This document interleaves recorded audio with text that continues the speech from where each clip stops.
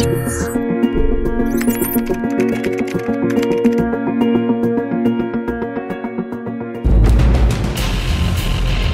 Gary, maraming salamat po sa inyong pagdalaw sa amin dito sa CIA with PA. At narito po tayo ngayon sa Case-to-Face kung saan pakikinggan po namin ang inyong reklamo. Ano ho ba ang inyong inireklamo? Nireklamo ko po yung kuya ko. Kasi po, yung mga inipo kong kalakal, binenta niya, di ko alam. Nangalakal po ako, pag uwi ko po, wala na po yung mga kalakal ko. Sabi ng kuya mo, ibinenta niya dahil una, hindi ka raw naman daw nakakapagbigay doon sa inyong usapan na ikaw, Mang Gary, ay tutulong magbayad ng elektrisidad at saka tubig. Pangalawa ay nakakaistorbo sa mga kapitbahay dahil nilalangaw daw po at nakakasagabal sa daan. Hindi po yun. Nagsisinungaling po siya. Kasi po siya, wala po siyang trabaho. Ako lang po anong nagtatrabaho. Ako lang po nangalakal. Mga magkano ba ang halaga ng naipon niyo pong kalakal? Ang nahalaga po yun, masa 3,000 po. Kasi 3,000 po iniipon yun.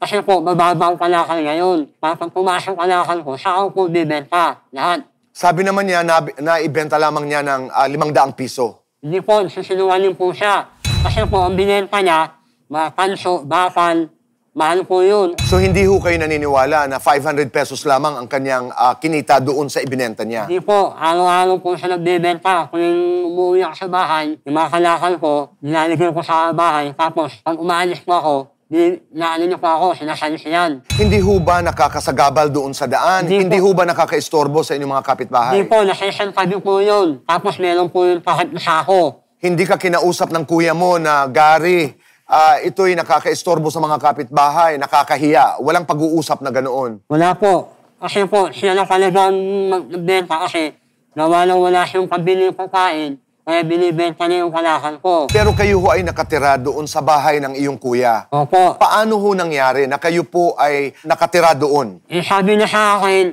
sasama niya ako sa bahay niya, kupal. Malaki naman ang bahay niya. Tapos, maghahati na lang ako sa upa. So, bali, Mang Gary, ang iyong responsibilidad ay may upa ka pa rin sa bahay maliban doon sa ikaw ang sasagot ng kuryente at saka ng tubig. Wala po. Hati po kami sa kuryente, sa tubig. Lahat hati? Opo, lahat. Pero bago kayo lumipat doon sa bahay ng kuya mo, ikay may sariling bahay? Wala po. Nakikita lang po ako. Nakikitira ka lang. Pero dati, Mang Gary, may trabaho ho kayo, hindi ho ba? Ang trabaho ko po dati, pantintero. Ngayon po, medyo, siyempre, may edad na. Hindi na po ako pwede sa taas. Kaya ginawa ko po, nawala ka na lang po ako.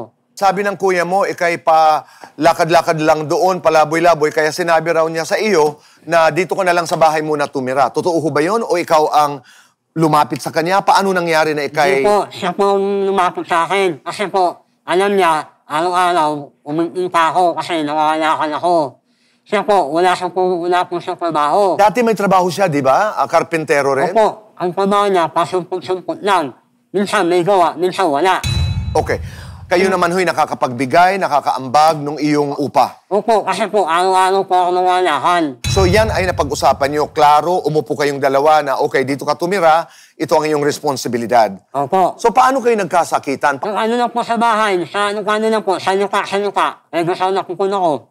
Ilan upo siya, kinunak upo siya. So doon kayo nagsimula mag-away? Opo. Pero umawat ang mga kapitbahay? Umawag po yung kapitbahay ng barangay. Eh, wala man po nakita na kusilyo, wala man nakita na ano lang po yun, sigawan lang namin. So nagkaayos kayo doon, nag-usap kayo doon, o hanggang ngayon ay hindi kayo nag-uusap dahil ikay lumipat na ng ibang bahay? Opo.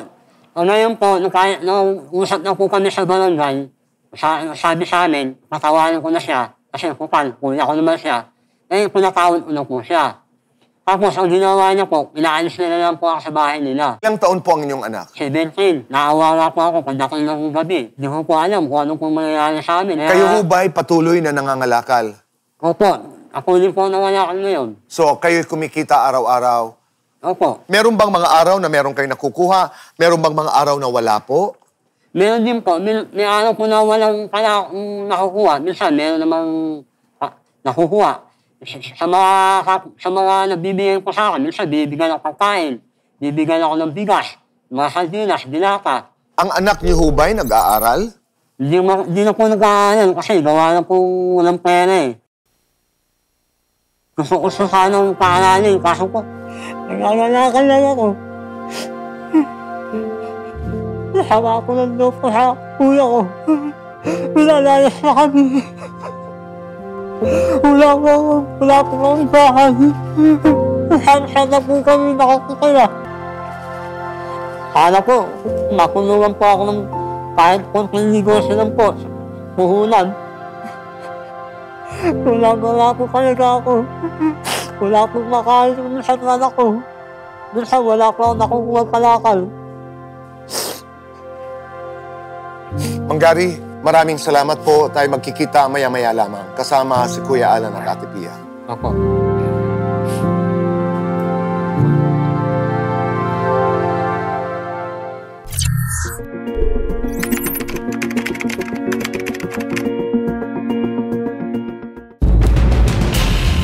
Mang Berto, ano ho ang inyong bersyon ng kwento? Yung kapatid ko po, nakiusap sa akin na patirahin ko sa bahay kasi wala siyang tinutuluyan. Tapos sabi ko, sige, makitira ka.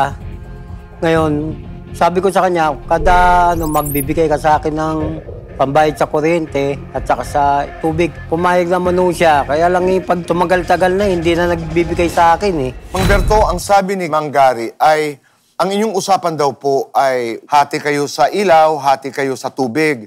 Nakakapagbigay naman daw po siya. Siya ba'y nagsisinungaling? Nakapagbigay po siya, pero sa lockdown lang. So hindi niya nabubuo? Hindi po. Okay. So yun ang dahilan kung bakit ibinenta niyo po yung kanyang kinalakal na basura doon sa harap ng inyong bahay. Opo. Kasi po, sabi ng may-ari naman ng bahay, ano ba yan yung mga nakakalat na dyan, nakaharang sa daanan? Ano mo na yan, kalakal mo na. Kaya ginawa ko, binibenta ko unti-unti. Pag wala po siya, pag naman siya, tinatabi ko naman yung iba. Kaya lang sa ginagawa niya, panay tambak. Ginagawa ko, benta na lang ako ng benta. Nag-usap po kayo ng harapan? Opo. Ano mo ang kanyang reaksyon? Sabi niya, sige, ganyang gagawin ko na tutulungan kita.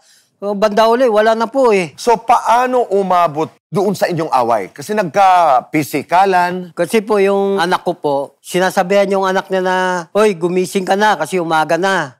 Ngayon yung anak ko naman pinag-initan. Ngayon hinamon niya yung anak ko ng itakano. Hinamon nino? Ng anak niya. Buti na lang, yung kapitbahay naman namin, yun ang umawat. Pinagsabihan ko ngayon yung anak. Hanggang nakialam na yung tatay.